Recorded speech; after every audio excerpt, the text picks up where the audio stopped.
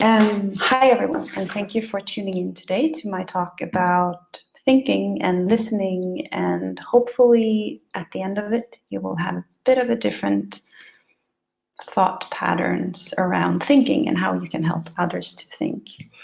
I do have a challenge though, so for these 24 minutes that my talk should take, if I timed myself right, I would challenge you to actually not think. Just listen. You don't have to do anything. Leave maybe the Slack messages, leave the emails, leave the to-do lists, leave the busy mind, and just don't think. Full attention on this talk. And if that is not enough, I would also encourage you to actually try to listen without trying to figure out what I'm about to say next. You don't have to do that. I will take you through these 24 minutes. Worst case scenario, you end up getting a bit of a thinking break and can go on with your day. So that said, no thinking for you, only listening. I spent quite a lot of time last year thinking, as of I think many people did, because the world changed quite a lot, and especially around how we work together, moving into remote work, how we meet, how we connect, and how we are able to still stay innovative and creative together. And then I also took the opportunity to educate myself, so I became a coach, which then made me think even more, thinking about how we listen and how we interact with each other and what we can do to help each other to actually think more together. So here we are, ending up in a talk talking about thinking, and we'll see what happens in the end to our thinking patterns. So coming into product management, I did this probably quite a long time ago now. It feels like many years have gone. And before that, I worked with people. I've come from a background that is non-tech, so I worked in sales, in customer service, in product management, in leadership, in recruitment, and HR. So for me, the fun part about product is also the people, because I still feel that I'm working with people. And the tech world, as you all know, is also quite unique in terms of the way that we have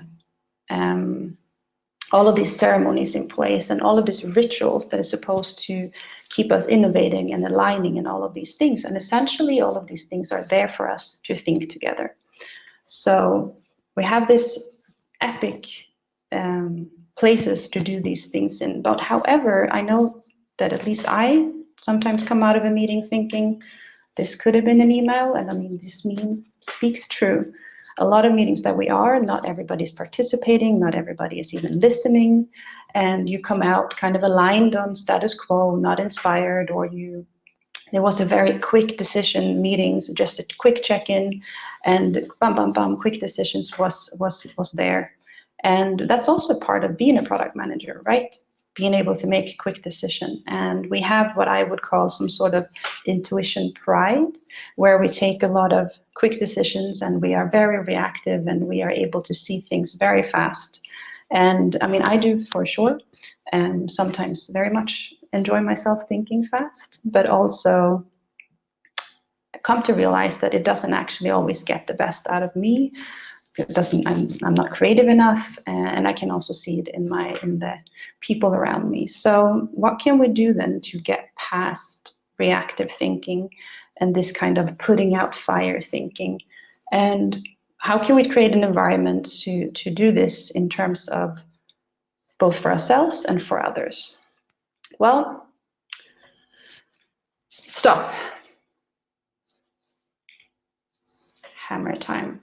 I do very much hope that at least one person out there thought about hammer time after this, with this wonderful dance that we all can remember. And I'm not just trying to be promoting good tracks for you, even though that could be another talk. This talk is about thinking. And what you did here was just that. You were thinking fast and reactive. You heard a familiar track and you came in with the next sentence. And this is how our brain works.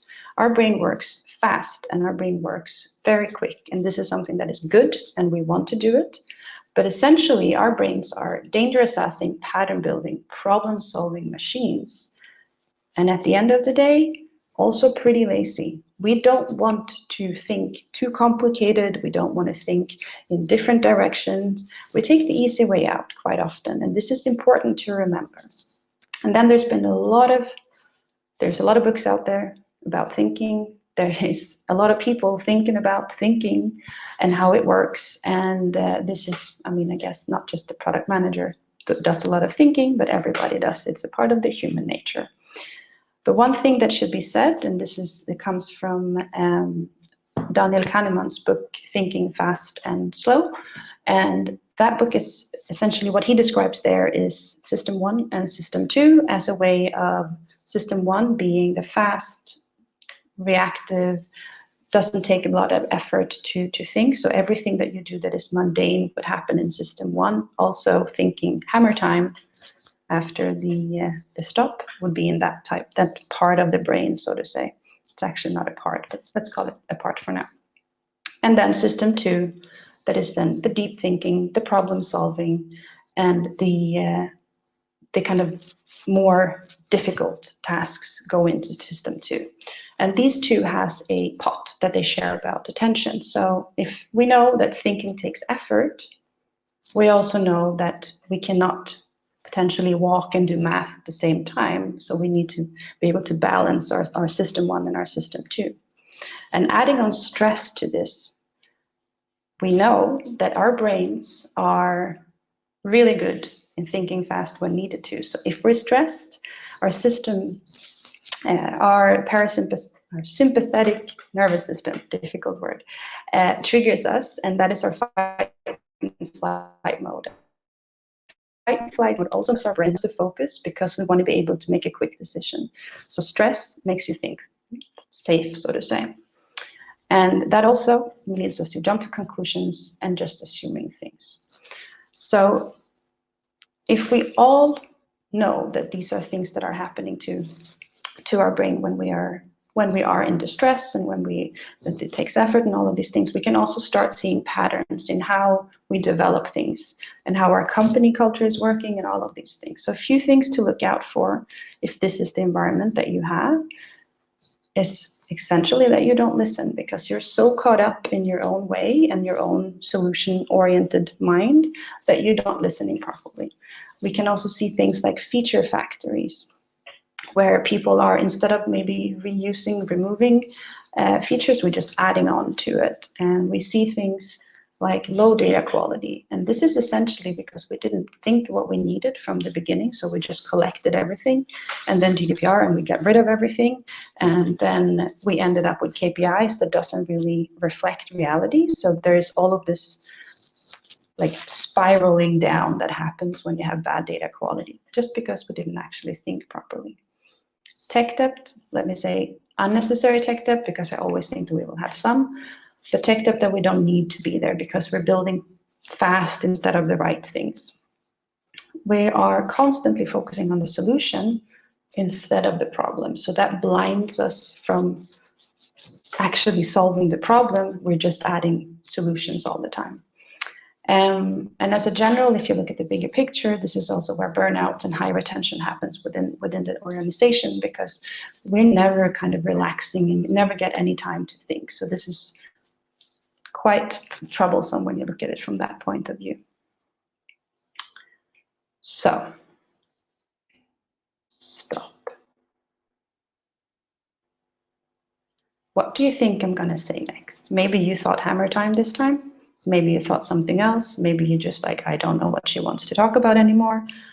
But hey, this is in the name of love with these lovely ladies over here.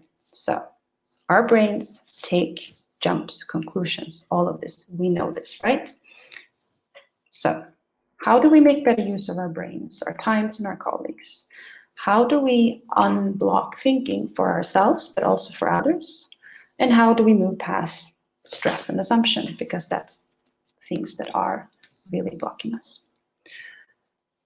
Well, how sad it is to say that I need us to put on another hat. I really hate that expression. We're having so many hats, and it's as a product manager, and it's true, we do a lot of things. I just don't like the expression, but here we go. I need us to put on another hat. We need to put on the hat of a thinking facilitator. We need to enable other people to do their best thinking, because we don't think alone as product managers. There's no way that we can do our jobs if we didn't have great human beings working with us and thinking with us. So it makes sense that we would then facilitate thinking together. We need our developers to think beyond the easy solution and go into the best solution. We need our customers to think outside of what they're assuming around things to be able to really tell us their journey and their story.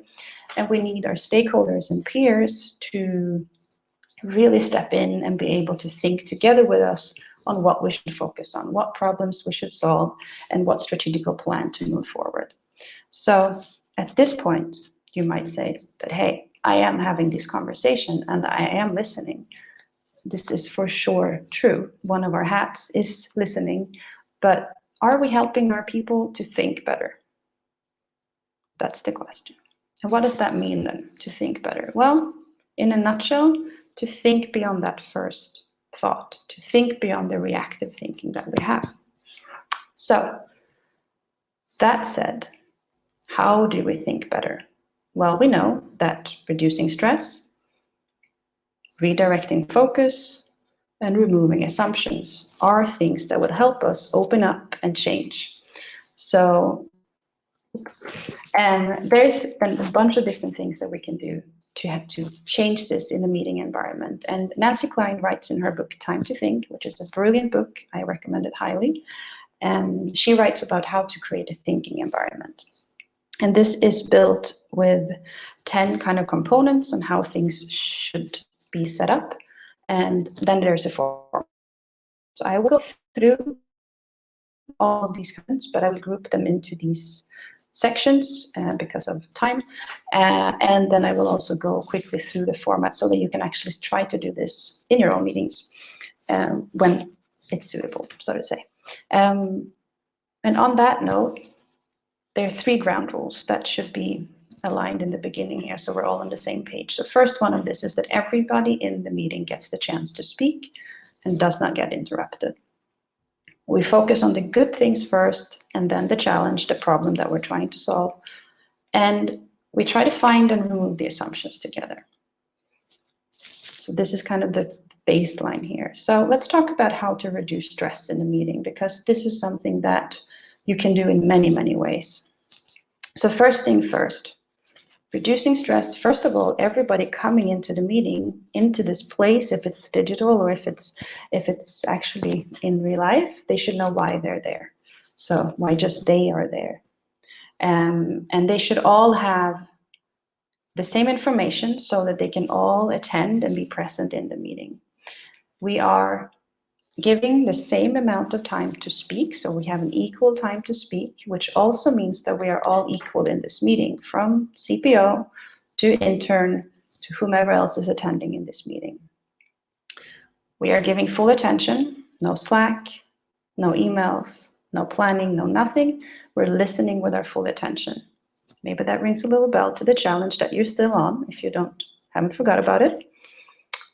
And feelings are definitely allowed to be spoken in this meeting. I think that this is something that we tend to kind of shy out from, but also being allowed to express an emotion also unblocks you thinking. And this then results in ease when you do know that you have time to do so. So we're reducing stress from the invite throughout in the meeting to allow people to think freely. Second point here is to redirect the focus. And it's essentially listening. When we start to listen to other people, to the diversity of the group, and we do this with full attention, we are redirecting from our own kind of ideas and thoughts and assumption around the topic, and we start to give attention to other people. Therefore, the diversity comes to its full kind of bloom because everybody's participating. Appreciation should be something that she is recommended, a 5-to-1, appreciation versus criticism. I think this is a good baseline as well. I wish that to be true. If we can be more appreciative towards each other, that also relaxes us, right? And then encouragement. And as a facilitator of a thinking environment, you would always encourage more thinking because of, well, at the end of a sentence, when someone is like, I'm done thinking, I'm done speaking, you ask if there's something more. And I can tell you, I have very few times heard someone say, no, that was it. There's always, you'd be amazed how much more there's to come if you allow people to actually think more. So the last point here is to remove the assumptions. And removing the assumptions we do with an incisive question. Format is pretty simple. What are we assuming here? And how would we tackle it if we knew our assumptions were wrong? Let me give you an example. We have a landing page, our engagement has dropped, we're sitting in a meeting and we're trying to figure out what has happened because we don't really have any data that proves anything for us. It's very inconsistent. 2 people in this group is saying it's because of the banner. It's a new banner, they don't like it. 2 people say it's because of the color of the button. It's just an example. So we have the banner and we have the button. These people will come into this meeting with their mindsets very clearly on what the problem is. They will have a solution, remove the banner, change the color. And that's where they come from. So if we remove these assumptions here, if we say, well, banner people, how would you tackle it if we know that the banner is not the problem? Then you start to open up and you start to think in different ways. I'll get back to this in a little bit, but I want to sum it up now so that we're all on the same side still. Reducing stress, redirect your focus, and removing assumptions. And when we have all of this and this comes together, we can do this in the format. And this format is also very simple. I've tried it out from the one-on-one setting. It's different, so that's one thing, but I tried this out in retrospectives. I've done it with my product peer group as an ideation session, and I would love to do it for the strategy 2022, for example. So I think it fits everywhere. So how does this look like? Well, you all know the rules first of all, the 3 rules. Everybody is allowed the equal time to speak. We stay on the positive side, and we will always kind of round up things positively. Oops, sorry. Okay, so the format. First round, we would always start positive. And the reason for this is because we start refocusing. People know that there's a problem, or people know what they're there for, but let's start on the positive side. So with the landing page example, for example, when was the landing page good? What do you like about it? Any customer feedback that's come out of it that's been really nice? Everybody in the room gets a chance to say something positive around it. When that is over, we go into the ideation or the problem solving. Same way here. Second round, everybody goes around and everybody gets a chance to speak. Here is when the button people would say that the button is the problem, and the banner people would say that the banner is the problem. And then when everybody has come this, we try to find our assumptions and try to remove them. Actually, the banner was never released. So the banner people's assumption around what the problem is was not even true. So we have to start thinking again and thinking in different patterns. So we have positive, problem solving, and we're now into a discussion. We can go into another round if that is needed, or break out into thinking pairs, but as a general, we have a discussion, hopefully come to a decision on how to move forward, and then at the end, we will move into one round of positive regarding the results around the meeting. And that's it. That's how simple it is. You might say now, well, does it work? Well, reducing stress, looking at things from a different angle, and removing the assumptions makes you think different, deeper, and in new ways. So if that is something that you actually want to have in a meeting, yes, it works. I tried it, I've seen it, it does work. One thing that I was really scared about, because at the end of the day, does it take forever allowing everybody to speak until they're done in the meeting? That sounds like it will take weeks. Well, I want to say 2 things about this. The first thing here is look at your invite list. If you always have people in the meeting that are not participating or that is not a part of it, maybe they can get an email, and try to just have people that are there to participate. And then secondly, the moment that you know that you will not get interrupted, and the moment you know that you're free to think, you actually start to think a lot faster because you're not stressing to get to that point. You're relaxing and you're allowed to be thinking. So it's really cool and it actually works. So what else is there? Me trying to convince you in this box of thinking. Well, you will start to see cultural change because people are feel appreciated being in a meeting. They feel valued because they're being heard and they are allowed to talk. People also get curious because we're starting to learn how to listen without distraction and without throwing ourselves into, oh, what am I supposed to say, or I want to jump in here. So we learn how to listen fully. We also then comes to the things that we will start to innovate and get new ideas from our team or from the people that we're in the session with, because people will removing the assumptions and removing all of the blockages, will start to think more creative, which then means that we will start focusing on the right things. And at the end of the day, we finally get some time to think. And that is actually all that I have to say today. I thank you for your time. I would love to hear how you get time to think and how you work with this with your company, because there's many ways to do it. Feel free to connect. I'm on LinkedIn. I just released my website, so feel free to check it out.